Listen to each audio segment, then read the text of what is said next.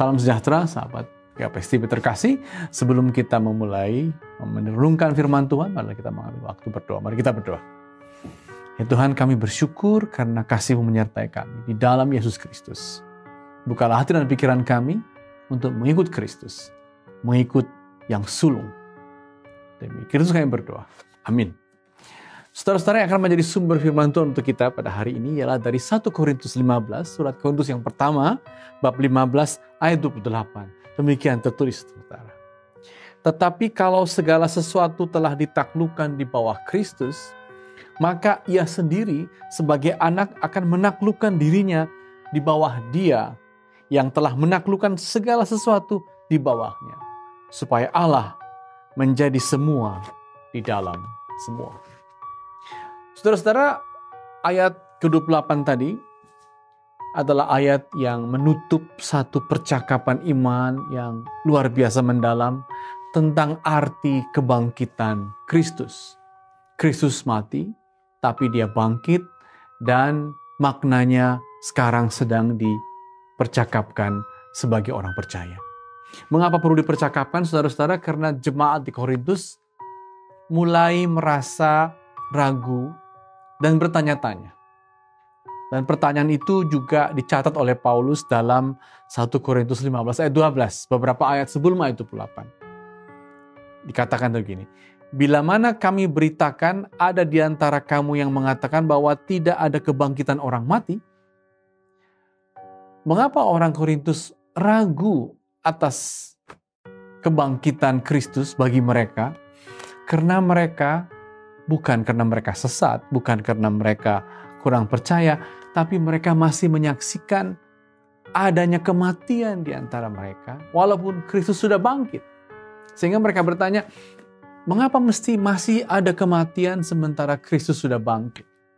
Itulah pertanyaan yang Paulus gumuli, dan dia jawab, dan dia memberi jawaban yang luar biasa. Dia mengatakan begini, memang betul oleh kematian Kristus, dosa-dosa kita ditebus. Di salib Kristus ada yang ditanggung Kristus, yaitu dosa-dosa kita. Lalu bagaimana dengan kematian kita? Toh kita masih menempuhnya, toh kita masih melihat banyak sekali orang-orang yang mati dan kesedihan masih terjadi. Apakah arti Dia yang bangkit sementara kita masih menyaksikan kematian? Betul tadi Dia mati dan bangkit untuk dosa kita, tapi dengan fakta bahwa masih ada kematian, bagaimanakah ini harus dihubungkan dengan kebangkitan Kristus? Jawaban firman Tuhan, jawaban Paulus, saudara-saudara, ialah dalam 1 Korintus 15 ayat 20. Bahwa Kristus itu yang sulung, buah sulung kebangkitan. Jadi, bahkan dalam ayat 23, 1 Korintus 15 ayat 23 dikatakan bahwa sebagai yang sulung, tiap-tiap orang menurut urutannya ikut dalam anak yang sulung itu. Jadi memang ada kematian, tapi kematian itu akan juga mengikuti kematian dan kebangkitan Kristus. Sehingga kematian yang kita hadapi sekarang adalah bagian dari ikut serta dalam kematian dan kebangkitan Kristus. Tapi lebih lagi yang Paulus juga mau yakinkan kepada jemaatnya. Kalau betul kematian Kristus menebus dosa kita, kalau betul kematian dan kebangkitan Kristus seperti buah sulung yang nanti dalam urutannya kita bisa ikut juga dalam kematian dan kebangkitannya, tapi juga selanjutnya, saudara-saudara, dalam hidup kita sekarang masih ada banyak tantangan. Masih ada banyak peristiwa-peristiwa yang berat, yang gereja alami, yang manusia alami. Masih ada kejahatan dan masih ada dosa. Bagaimanakah itu kita harus pahami? Dengan indah, saudara-saudara, Paulus mengatakan dalam Kolose 1 ayat 24, dia mengatakan begini, yang kurang pada penderitaan Kristus, sekarang aku genapkan dalam dagingku. Dan kata lain, bahwa kita ikut serta juga seperti Kristus menunjukkan kemenangannya, menunjukkan apa yang ditanggungnya, tapi sekaligus dengan istilah indah sekali Kolose 1:24, menggenapkan dalam daging kita, menggenapkan dalam daging dan dalam kehidupan kita apa yang Kristus mulai kerajaannya, kasihnya, keadilannya kita genapkan di dunia ini, agar nanti setelah semua berlangsung dan kerajaan Kristus sudah jaya, tibalah waktunya Kristus menaklukkan, katanya saudara-saudara dalam ayat 28 ayat kita. Tibalah waktunya bahwa dia menaklukkan segala sesuatu yang telah menjadi kerajaannya, ditaklukkannya, diberikannya, diserahkannya kepada Bapaknya, agar Allah menjadi semua di dalam semua. Dan kalau itu terjadi, itulah masa Kristus datang kembali, itulah masa akhir zaman, itulah masa kekal. Tapi di masa itu apa yang terjadi, saudara-saudara? Oh, jelas sekali. Dosa-dosa kita ditanggung oleh Kristus. Kematian kita menjadi urutan yang mengikuti buah sulung, urutan kematian dan kebangkitan. Dan pekerjaan kita sekarang menjadi bagian dari kerajaannya yang jaya. Dan setelah jaya, akan ditaklukkannya kepada Bapaknya.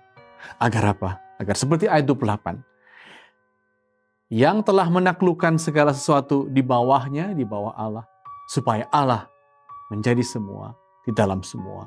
Dan disitulah akhir segala sesuatu dalam kekekalan, dalam kasih setianya yang menyertai kita semua. Amin, mari kita berdoa. Ya Tuhan, kami bersyukur bahwa Tuhan memberi kepada kami anaknya yaitu Kristus, buah sulung, buah kematian dan kebangkitan, agar kami ikut serta dalam urutan kami mengikuti Kristus yang mati dan bangkit dan sampai pada waktunya menuju kekekalan, agar Allah semua di dalam semua hidup kami. Inilah doa kami demi putramu, Kristus kami berdoa. Amin.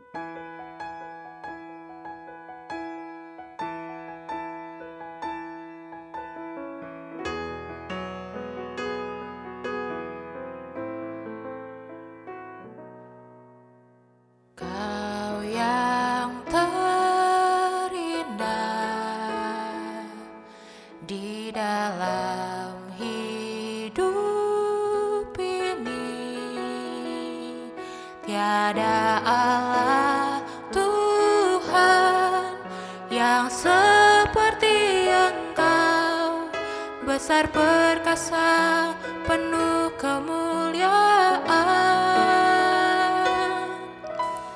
Kau yang termanis di dalam hidup ini, ku cinta Kau lebih dari segalanya. Besar kasih setiamu kepadaku, ku sembah Kau, ya Allahku.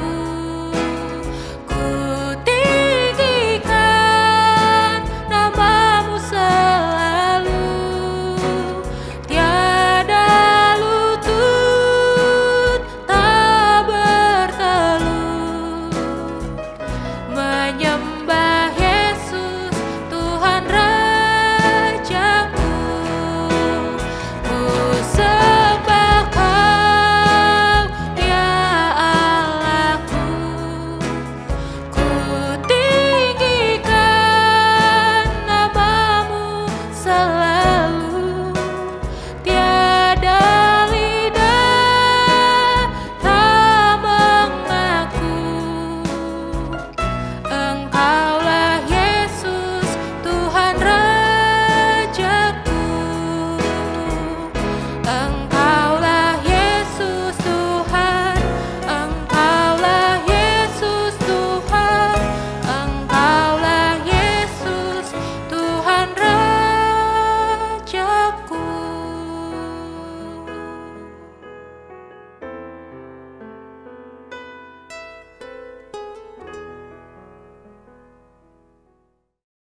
GKPS TV